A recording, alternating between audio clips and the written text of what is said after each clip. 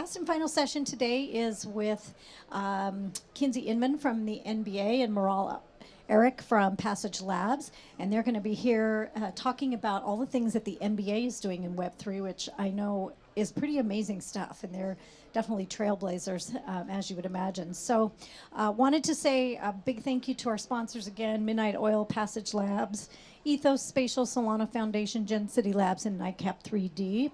A couple of QR codes that you can scan. One on the back of our sign over here is to follow us on LinkedIn and join our social channel to keep abreast of all of the great things that are happening in Web3 with brands and Fortune 1000 companies.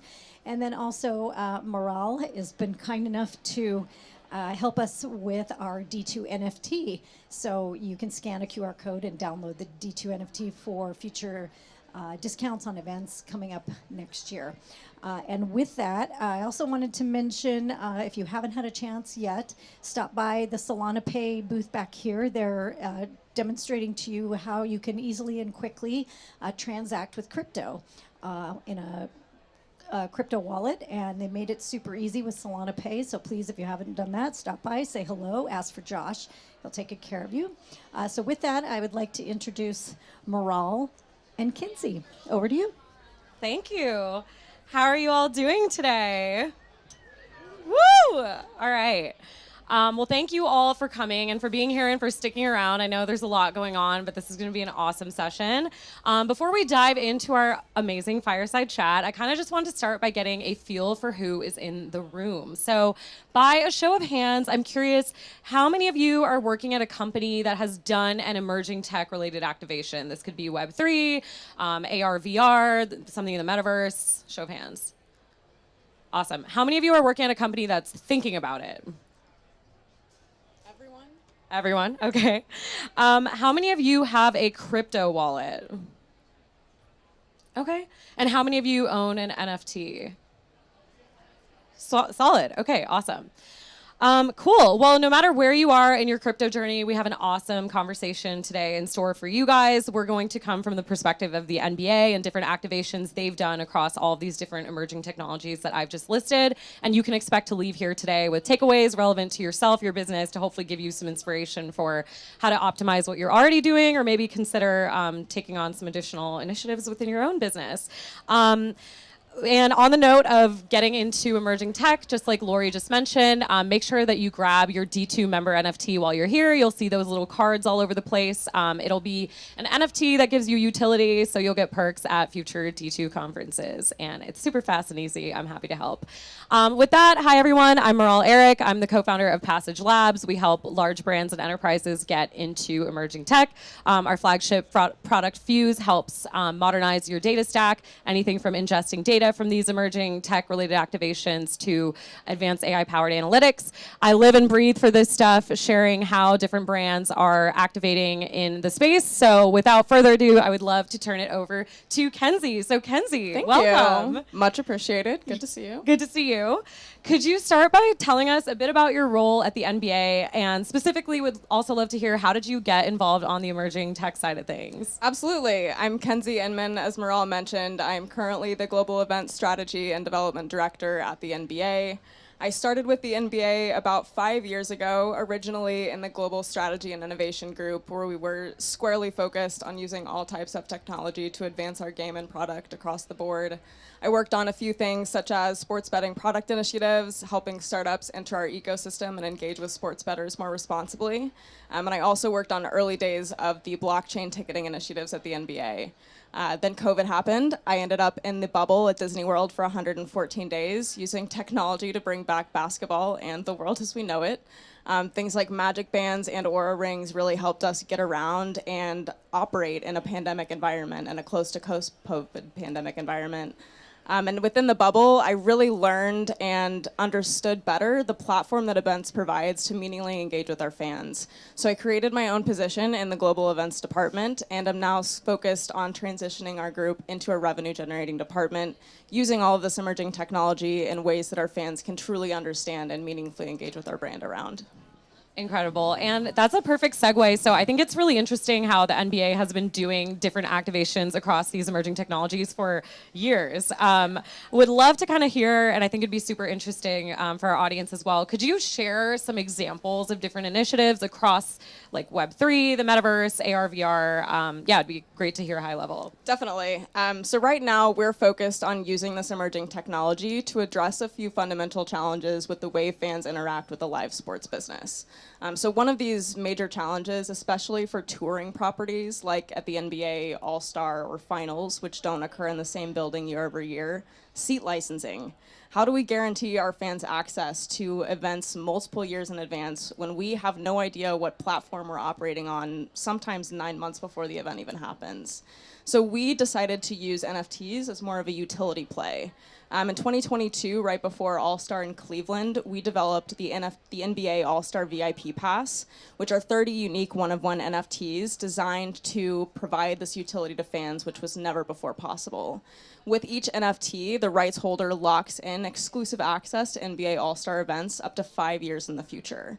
So on January 1, whatever NFT each rights holder has, they will get 2 exclusive back-of-house access, 2 extremely premium tickets to all All-Star events up to 5 years in the future. And right now, we are barely on sale with Indiana 2024, which is happening in just around 6 months. So these NFTs really provided a way for fans to engage with our brand meaningfully and across a much longer timeline than we've previously been able to do.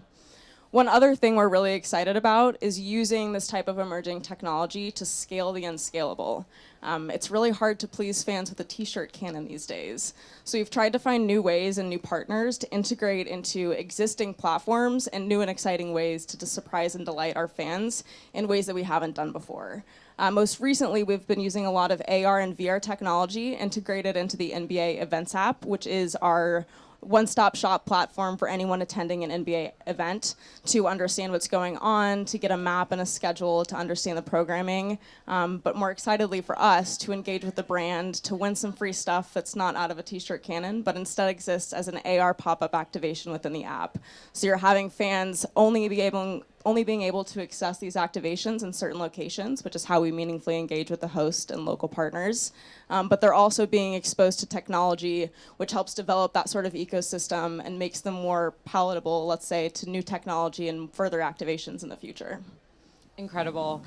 Would love to take a second to ask some questions around like measuring impact, both in general to start and then with these emerging tech activations specifically. So yeah, I guess to start, like, how do you think about measuring impact of fan engagement and loyalty overall? Yeah, right now, knowledge is success at the NBA, and knowing everything possible about our fans to better and more meaningfully engage with them. So your introduction really excited me. I think we have a lot of collaboration to do in the future.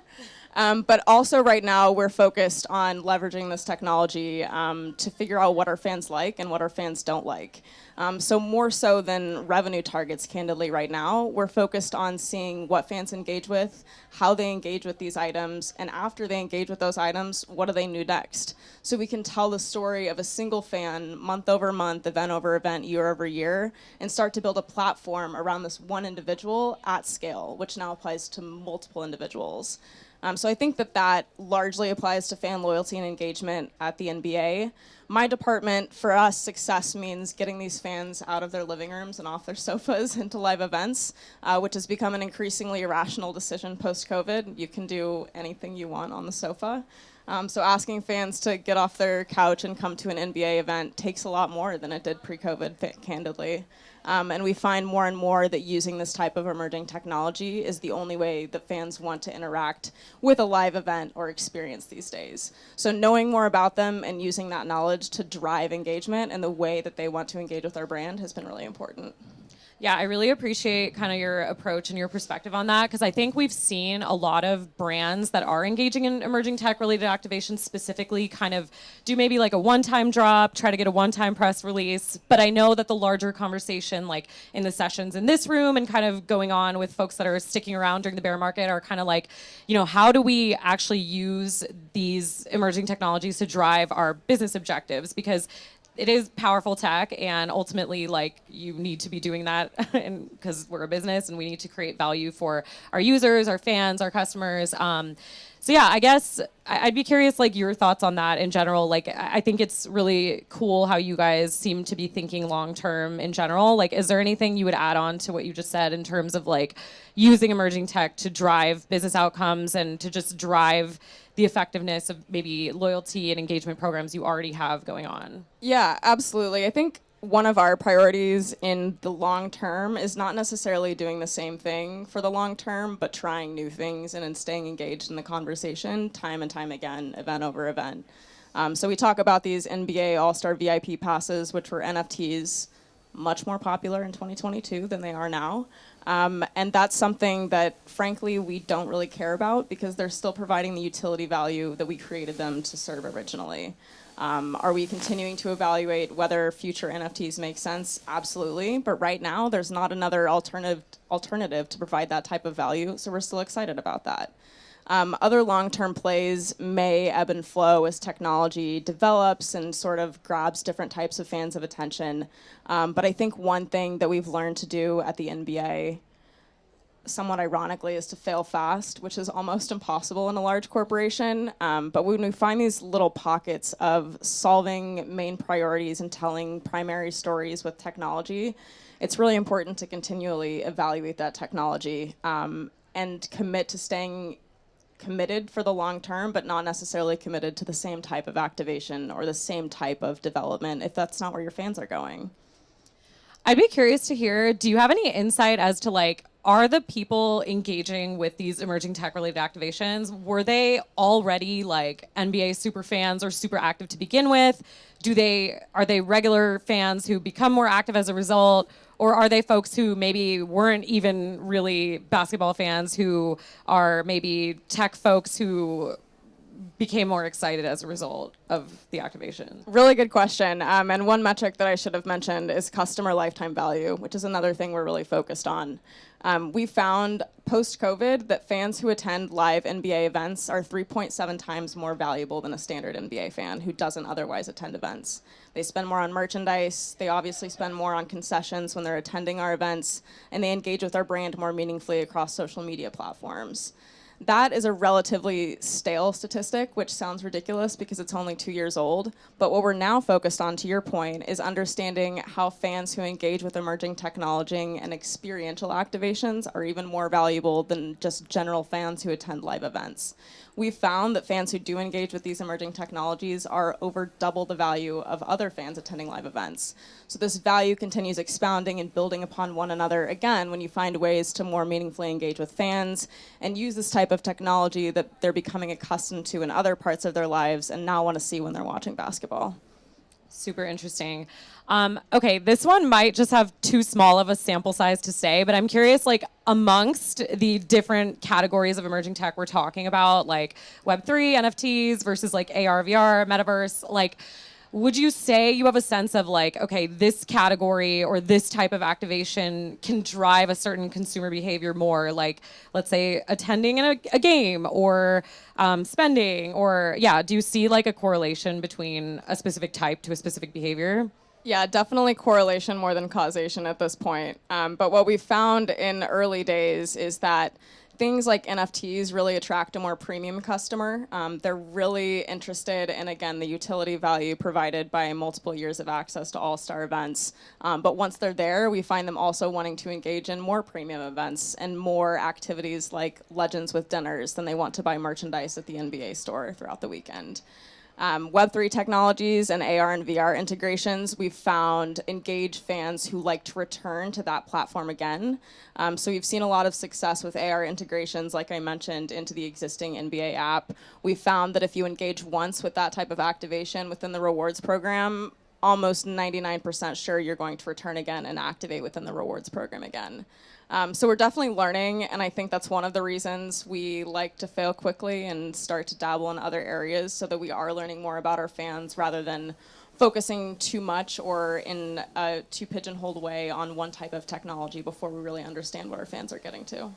Totally makes sense. And you kind of touched on this earlier, but just going back to like your VIP NFT pass, for example, like obviously that has some timeline to it, to which it's ongoing at the moment. I'm curious, like, how is your team thinking about making decisions around like whether to, let's say, do another drop or extend the utility on that versus like do another activation? I guess the question more broadly is like, how do you all think about what's working and what we should renew, what we should maybe not renew, et cetera, et cetera? It's a really big question and a hard question because one of the areas in which we are so fortunate is this technology is becoming a lot more accessible.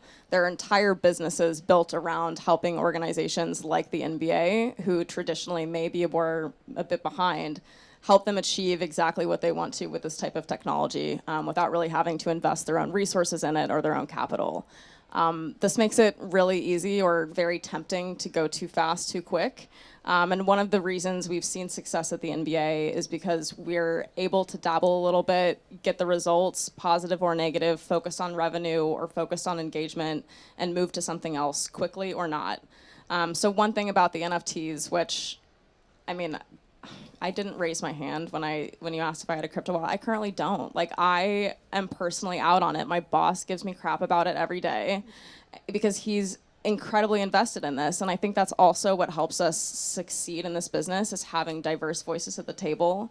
Call me a cynic, but if we didn't have me, I'm sure we may have taken a different direction and released tremendously more NFTs right before the drop. I hope my boss is watching this. Joey, you're welcome. But I also think that we're able to track consistent metrics across what we do pursue, at least temporarily, and tie it back together. We're very honest with ourselves. We have consistent tracking metrics and reporting dashboards to ensure we're at least delivering the same accountability to our internal team about what's happening with emerging technology and keeping a pulse on it more generally. Totally love it. Sounds like you all are very data driven and you're taking a very responsible approach to emerging tech. But actually tying back to like that, plus the fact that you guys are still moving very quickly though. So, you know, I have had the opportunity to talk to folks from like different sports teams, different sports leagues, and I think everyone agrees that the NBA is kind of known for like moving pretty quickly in a space where it feels like a lot of folks are more like pattern matching and waiting for the first mover, which it seems you guys are sometimes acting as, at least within sports. So I'm curious, you still are a large organization. Like, how are you still able to like move quickly and like fail fast, like from a logistical standpoint? Yeah, it's not easy. I was talking to someone earlier about how we launched a brand new events business in 7 weeks, which is practically unheard of at the NBA. But I think the reason we're able to do that and launch new emerging technologies on such a short timeline and often in quick succession is having a really clear understanding of our overarching priorities and objectives. And once you're able to align on that at the highest level, it becomes a lot easier to understand and tell the story of how to get there. Sometimes these technologies are the only way to solve these problems. We legitimately don't have another solution currently to extended seat licenses for touring events like All-Star, Finals, et cetera. So that, in and of itself, helps tell the story internally of why we should at least give it a try. And being honest with ourselves and accountable to whatever metrics we established at the beginning will help people believe in us, at least trying new things in the future again. But telling that story and aligning on clear objectives has certainly made us more successful as an organization. I would also be remiss not to point out we have incredibly tech-forward leaders and players. Our players love technology. They invest in these types of companies, and fans follow our players off the court just as much as they do on the court. That certainly helps us. It's funny, sometimes fans understand this emerging technology much better than they understand group play for the in-season tournament. So it's fascinating to understand where exactly our fans' pulses are and what they want to see next. But you know, Commissioner Silver also runs the Tech Summit every year at All-Star, which is one of the foremost conversations in the sports industry and technology at large. He releases wild things like that jersey where the name changed in real time on the back. Like, that's insane. And that is the type of leader who serves our organization and helps us collaborate at every level and really instills in us the importance of leveraging technology to achieve our objectives more widely. Totally. I think when you're speaking, it's like super inspiring and cool to hear that you guys are still kind of able to figure out like how to move quickly. You have tech forward leaders, like, but I feel like some people in the audience, like based on what company or brand they're at, they might think, oh, well, the NBA has stuff that we don't. They have resources we don't, et cetera. which may or may not be true, but to humanize us a bit too, I'd love to hear if you could share any challenges that you all have experienced while kind of looking into and thinking about adopting this emerging tech, and perhaps some challenges folks can expect to grapple with. Definitely. One of the things we started exploring during COVID was how to integrate the metaverse into our daily business. And we started it with just a small internal trial for everyone working from home, existing together in this digital environment. And it was really cool for 48 hours. And I'm not sure that many of us opened it after that. But it also existed right before the bubble and right before we were asking our fans to do almost the same thing and engage with us in primarily digital and virtual environments. So that 48 hours taught us a lot. It also taught us that there was a lot more we still had to figure out for our own employees and our fan base who look pretty similar at the end of the day. And so I think that necessarily wasn't meant to be a success. You know, we were all trying things out and learning together. But along the way, I mean, we leaned in hard to NFTs right before they really stopped being traded at the level they were originally. And we've also leaned into various other emerging technologies along the way. You know, this AR integration into our fan events more widely. Some of it's picking up and some of it's not. And I think we have to be comfortable with that and having that conversation on a regular basis to figure out what's working and what's not. But I don't think I'm going to have a crypto wallet for a while, so I'll at least be the cynic at the table for the foreseeable future. Fair enough. I'm actually also curious to hear, like, so we're speaking about a lot about like what's working, what's not. I think taking a step back, sometimes this emerging tech for a first timer is just difficult to wrap your head around. Like even, you know, adding an AR component in the app to like your existing loyalty rewards app, for example. Like, have you had any issues of like fans finding it difficult to grasp kind of like what it is and how to use it, for example? Like, let's take the AR example or NFTs, et cetera. Like, how have you seen that play out? Definitely, and I think one of our successes in broadening the scope and scale of these activations to the broader fan base is almost removing the reference to technology immediately. So for example, a lot of our teams have integrated the NBA ID membership platform into their local team lockers. They use proof of attendance protocols every day to understand where fans are checking in and how fans are engaging in their venue. That's an NFT. Fans don't understand that when they're checking in or selecting the badge they'd like to acquire for buying that hot dog. Like, it's just a thing that's now part of their experience and helping them better engage with our brand and do more things that they care about more. And so giving fans what they want in ways that make sense to them, oftentimes not mentioning the technology itself or the story behind the scenes, help drives that engagement, which at the end of the day is most important to us. So really removing that stigma around all of these complicated buzzwords that I don't think some people in our industry understand. Like, I'm surprised I understand half of the conversation at times. Focusing on the story and the utility value is really where we've driven success. Totally. That makes a lot of sense. And on a related note, actually, like, it's one thing for the fan experience. It's another thing for internally, you guys even kind of ideating what the fans are going to experience. And I think that requires a level of like your team kind of being familiar with these new and emerging technologies. Like we just said, like, they're rapidly evolving, they're new, like Web3 and blockchain versus AR, VR versus metaverse. Like, there's some relation, but a lot of these technologies are very different and you could go down an entire rabbit hole. So how has your team gone about like learning about these different types of emerging tech and staying up to date? We are focused on staying a part of the conversation more so than we are focused on leading the conversation or best understanding it, which I'm sure we'll get to. But right now we have to acknowledge that there are people in the world who know this stuff a lot better than we do. And we're committed to staying a part of the conversation and improving the way we operate with these technologies, even if it's hard and scary. Some of these academic papers I read the abstract for, and I'm like, this could be so cool. And I start reading the 30 pages of what follows, and I'm like, this is no longer cool to me. But I read it anyway because I think that it's going to better us all. You know, like, you have to read the news to remain a functional member of society, and that's not written down as any part of anyone's job description. And staying on top of this type of conversation and ensuring and holding each other accountable to staying in the conversation, bringing it up at standing meetings and asking that question of, okay, how are you integrating technology into this, instead of just wash, rinse, repeating what we've done for years is really important. So not shying away from the conversation and staying engaged, even when you're a little unclear about what's at the end of the tunnel, is really important. Totally. Do you have any specific like methods or resources? Obviously, like you're here speaking. This is important, but yeah, anything else? I love newsletters. I am a big fan of waking up and reading like 5-minute tidbits of information in the morning. Oftentimes it doesn't go beyond that, but I still feel like I'm better informed than many of my colleagues who don't start their day with that sort of pulse on the industry. And sometimes I'm able to take that further and do more research based on the tidbits I'm reading, but it's just important to keep that information source flowing at some level. Totally.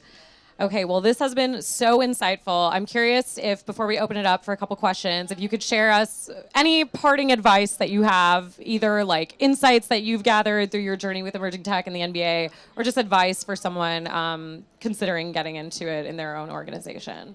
This is going to sound incredibly vague, but I promise the more you think about it, the more it applies to this and every other situation. Know what you want, know it well, and then figure out how to get there. A lot of times that involves technology, but also don't be afraid to admit when it doesn't. I love that. All right, well, thank you so much, Kenzi. Maybe a round of applause and then a couple questions. Thank you. Woo! Yeah, so in your NFTs that you did, the VIP passes, what were they retail at, more or less, or how did they sell? Yeah, so they originally auctioned off anywhere between $30,000 and $75,000, and then they're trading still to this day. We, again, don't really track or follow that much. It's not as high a priority on our engagement statistics or metrics, but they originally traded for around $30,000 to $75,000, and we've generated, I want to say, close to 9 figures in value since we've started trading them on the open market.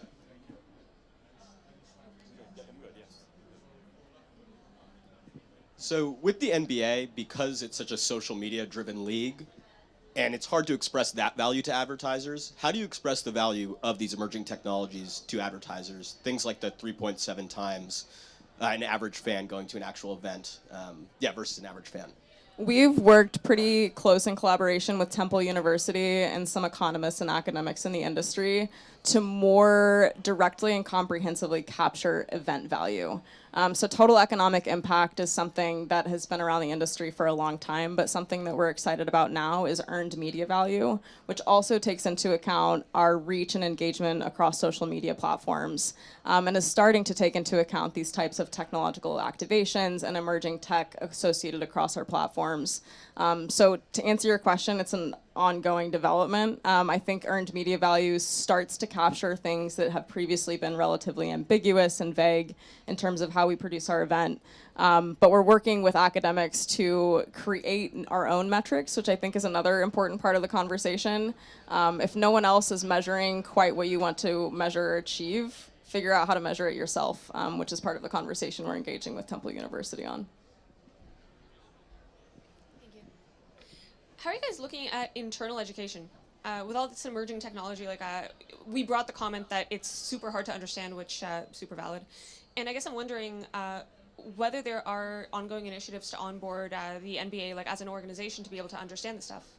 Really good question. I think our league onboarding process has actually started to incorporate some of these conversations, which is hard to digest as a new employee at the NBA. There are a lot of other things to figure out and acronyms to get used to, but it helps to start at some point, right? So during the onboarding process, we start this conversation and inform new employees of how we've started to use this technology to amplify our season, to amplify our database, to amplify our fan engagement strategies. And then on an ongoing basis, we have a number of groups and resources that host networking, happy hours, and mentorships, as well as just brown bag lunches about this type of topic exactly. They're super visible across the organization. They also give away free snacks on Thursday afternoons, which is a fantastic way to attract employees in the office. But again, go to where the people are. Attract yourself to where the fans want to be attracted to. And that's exactly how you can go about achieving goals internally as well.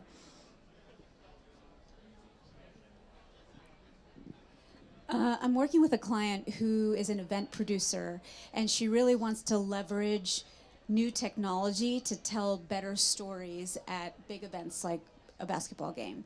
And so I'm working really on her content strategy or thought leadership, and what would someone like yourself want to see from somebody like that? See, in terms of how they activated? Yeah, like their vision of how new technology could advance fan engagement, for example. Like, what would you want to see in the way of written or video content from someone like that? That's a great question. I think that I've been asked this question actually multiple times within the NBA, and I've given a different answer each time, which I think helps answer the question in that you have to know your fans and your audience really well in order to develop content of any sort. I think also being incredibly data-driven and story-based in your approach is how you reach the most people and help them understand what you're trying to achieve.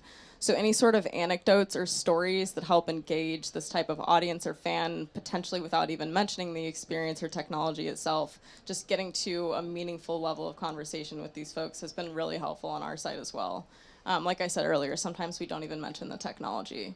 But I also think that we would be remiss to say, just do something flashy. Like if you're able to do something new and unheard of and surprising and delighting audiences in ways that haven't been achieved previously, that's something brands really like. That talking point, first ever, is really important. And we often find ourselves leveraging technology to get there, but also figuring out what type of first the fans are really seeking out. And more recently, that has been around using technology to feel and experience the sights and sounds of players on the court without actually reaching the court themselves. Other questions? Okay. Great. Well, thank you so much. Thank you, Kenzi, for Thank sharing you. your wisdom and insights with us. Thank you all for coming. Have a great rest of your day, and remember to get your NFT. Scan a QR code on one of the tables. Thanks, everyone.